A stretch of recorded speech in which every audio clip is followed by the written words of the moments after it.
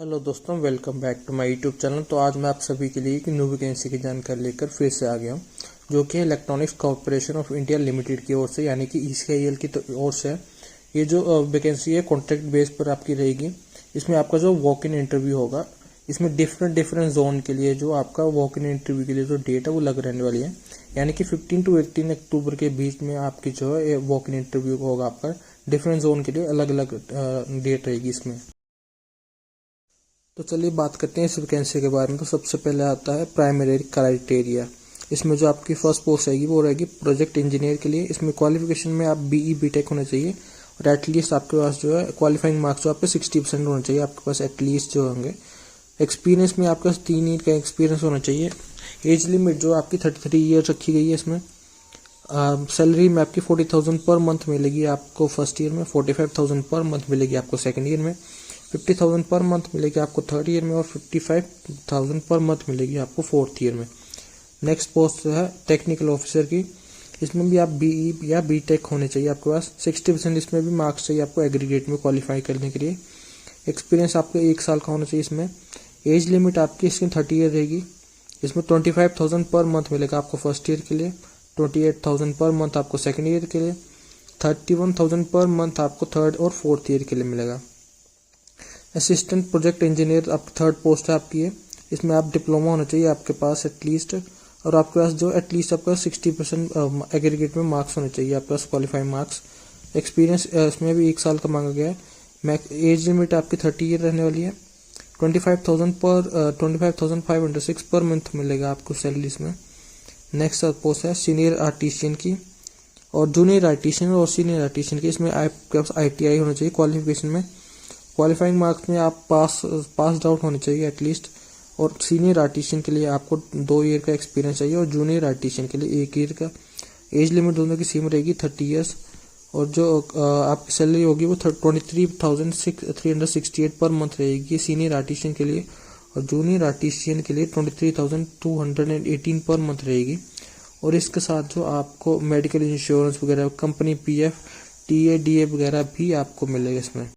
तो चलिए बात करते हैं रिजर्वेशन एंड रिलैक्सेशन के बारे में। तो रिजर्वेशन और relaxation EWS OBC SC ST और PWD और एक्स सर्विसमैन के लिए प्रेसिडेंशियल डायरेक्टिव के अनुसार मिलेगी आपको।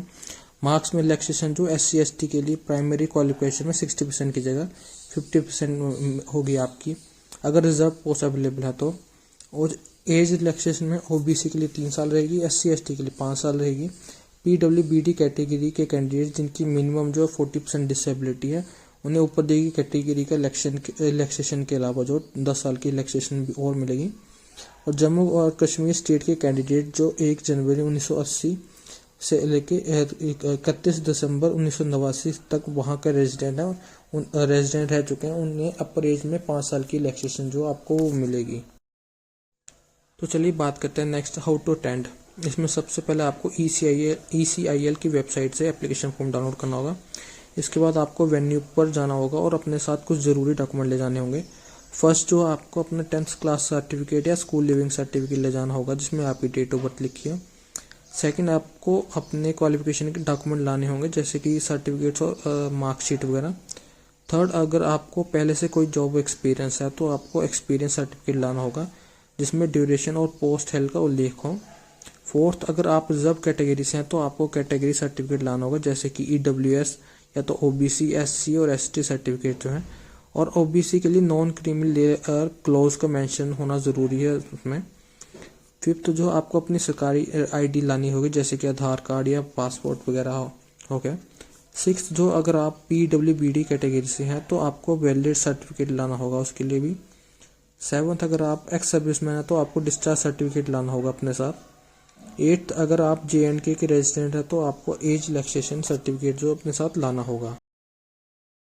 नेक्स्ट आते हैं वॉक इन डिटेल्स पे। तो इसमें अलग अलग जोन के हिसाब से जो आपकी इंटरव्यू डेट रहेगी वो अलग अलग रहेगी और इसमें आपको वेन्यू जो वो भी इसमें लिखा हुआ है।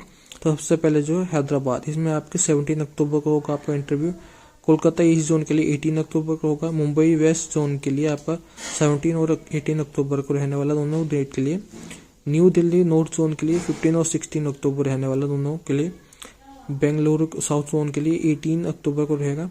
चेन्नई साउथ जोन के लिए आपको 16 अक्टूबर को रहेगा और इसमें आपको वेन्यू का डिटेल भी आपको लिखी हुई है इसमें सभी।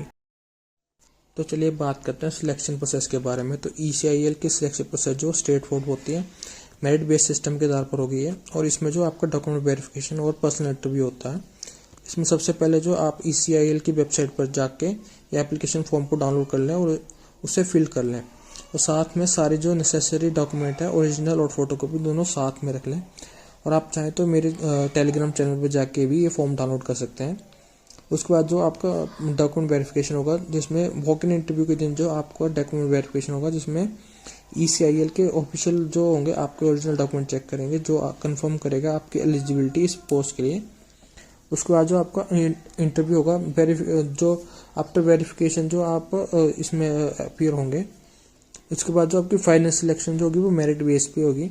इसमें क्राइटेरिया A, B और C के जो है मार्क्स को ऐड करके जो आपकी मेरिट लिस्ट बनेगी, उस हिसाब से आपको जो है फिर जॉब मिलेगी। इसमें जो आपको कोई भी फीस नहीं देनी पड़ेगी, तो ये ध्यान रखें आप। और वॉक इन इंटरव्यू के लिए अलग अलग जोन के हिसाब से अलग अलग डेट्स होंगे, तो वो भी आप चेक कर लें, आपको मैंने इसमें बता दिया ऑलरेडी। और इसमें जो आपकी वेबसाइट भी आपको ऑलरेडी वीडियो में आपको मिल जाएगी। तो चलिए आज के लिए इतना ही। अगर आपको इस नोटिफिकेशन के बारे में और जानकारी प्राप्त करनी है तो आप मेरे टेलीग्राम चैनल पर जाएं, वहाँ से ये नोटिफिकेशन डाउनलोड कर लें और चाहे तो वहाँ से आप ये फॉर्म भी डाउनलोड कर सकते हैं। तो चलिए